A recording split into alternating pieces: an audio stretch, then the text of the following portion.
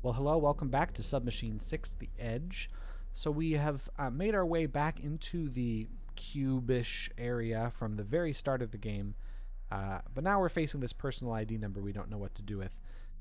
Turns out this is yet one more secret. If you remember the panel from the previous video, the one with the dots and the lines, those correspond to zeros and ones. So there was a ring of zeros around the edge. Then there was a ring of ones, and then this was just a zero. So maybe if we head back to that place, something will have happened. Either way, we have to find something to do with the steel cube that has no obvious way to open it. Alright, so this panel now should match, so when we go in here, we find that the spikes have retracted, and we found a second secret area. I never thought that playing in Murtaugh's game would lead me here. I never thought I'd have to make a choice. I was just following his orders. Ah, the old Nuremberg defense. Right now, it's too late for me to change sides. For you as well, probably. But if you have a chance, find Liz. She will guide you. If he's the explorer, she's the solver. Huh. So it seems Murtaugh might not be the good guy here. And at this point, this person is saying it might be too late to change sides. So we're here to disable some kind of security system, and I guess the only way out really is to do that because we've been caught by security at this point. We're trapped here unless we somehow do exactly as Murtaugh wants, and maybe that's been his point the whole time. But if we have a chance, we have to find Liz.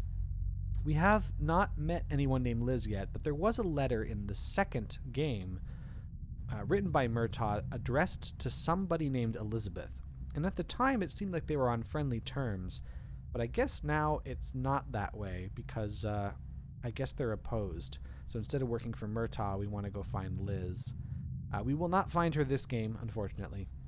But our goal, starting now, really is to escape from Murtaugh's plan and start doing Liz's plan.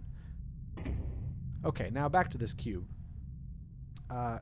Well, we do remember there was that room with the ancient Egyptian hieroglyphs that had the time sort of chamber that could advance thousands and thousands of years into the future. It's possible, if we can't get this open by normal means, we can sort of leave it in there for 10,000 years and see if it crumbles down and we can get to whatever's inside. So let's head that way now. Oof. So we got to set it in here in the present. Well, I guess we have to because it lets us set it there. And when we advance to the future, it has indeed been rusted open. It's been sitting there for so long it just crumbled of its own accord. And there is something inside, which is also rusted and breaks apart. Well, that went really well. Let's get our cube back here. Hey, what's this? The object we pulled out of the cube is still here, but now it's on the floor. So this was apparently inside the cube the whole time, and when we pulled it out in the future and then moved back to the present, it didn't move back to its original spot, it just went back to its original state. So there we go, now we have a connection pod. Looks like we're supposed to put it in some kind of opening. Also looks like it could be a weapon. Well, let's find some things to do with that. And in fact, there are some things to do with this. The first way to do it, actually, I almost forgot. If you return this back to the far future, this will activate a secret room back at the beginning of the game. Again, I'm not sure how you're supposed to think of these. You have to just basically try everything to find these secret rooms. So we head back out here, and we move to the left. Now, this used to just be a dead end. But when we're back in the past, or sorry, back in the future, gosh, I get confused. This room is available, found a secret area. There's nothing really here, but we can click and learn a little bit about Thoth, patron of knowledge, secrets, writing, and scribes. Appearance, a man with the head of an ibis, holding a scribe's palette and stylus. He was also shown as a full ibis, or sometimes as a baboon. Description, Thoth is an unusual god. Though some stories place him as a son of Ra, others say that Thoth created himself. That's silly. Through the power of language. He is the creator of magic, the inventor of writing, teacher of man, the messenger of the gods, and thus identified by the Greeks with Hermes, and the divine record keeper and mediator. He was also a measurer and recorder of time, which explains the puzzle we had to do. Other than that, no relation to the plot or world at all, just kind of here. One more secret out this way. So this portal at the beginning, you might have noticed when we first looked at it that there should be numbers here we use, like the 4th and 5th games, but this one just has some kind of opening. We can actually put a connection pod in here and find a 4th secret area. So portal unoperational, assistance needed, more information. Portal prototype developed for transportation of maintenance units between different sections of the subnet. The prototype came into contact with human factor and was reverse engineered in order to transport humans, primary function deleted. As a main factor in the infestation spread, the portal was considered a failure.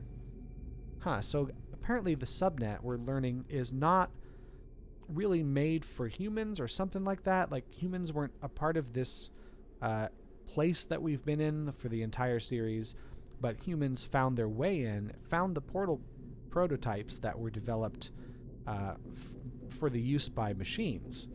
And we basically just started using them, and we're considered now an infestation, which explains why the security system's trying to get rid of us. It thinks of us as a parasite rather than just explorers. Well, there's one more secret area in the game, which I hope I don't forget about. But yeah, you see that they're kind of tricky to find on your own. So let's head all the way back here with this connection pod. Back at this top level, we saw there was a opening we could put something in, and this connection pod fits perfectly. We'll just put it right there.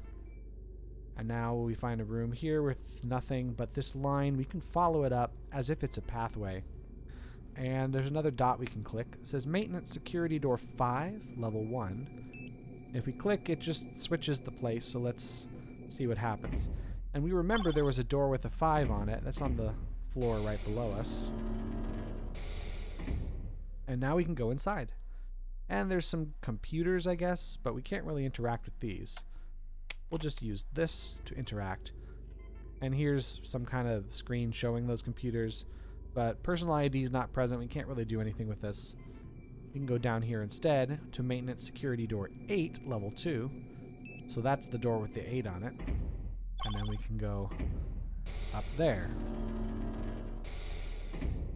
And it's open now. Another room. Now we see some larger computers, like mainframes or something. Another connection place. Incoming message, but it's blocked. Oh, because the computer knows we're trying to hack it. It knows that this is not an authorized use of the machine. Protocol 54.1. Ooh, there was that note saying not to mess with the protocols. But I guess we have no choice but to mess with them. Got some fans. Over here, gate 3/18. But we can't go any further, so that's that. Let's head this way. There's another connection pod there. Elevator graph access denied for protocol 54-3. And this is gate 3/18. I guess we can just do that, even though it knows we're trying to hack it. Out here, there's nothing. Oops, too far. This is it. Well, we can go back to that gate, and now it's open to us, I guess. And here's protocols 54-1 all the way through -4. And let's just turn them all off. That should let us get through. See, look, now we can see the incoming message. And it's from Murtaugh. I don't know if this message reaches anyone or just bounces off of the defense system firewall, but if there is a slightest chance, then I must take it.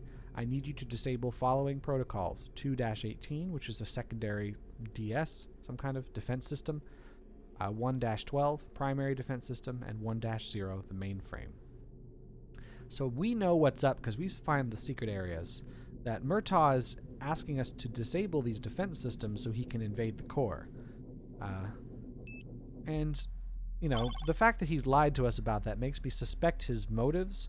But at the same time, the security system kind of thinks of humans as an infestation, so maybe Murtaugh has a point in trying to disable the defense system and break through. There is one more secret area. We do have to backtrack a bit. Now we've disabled a few protocols.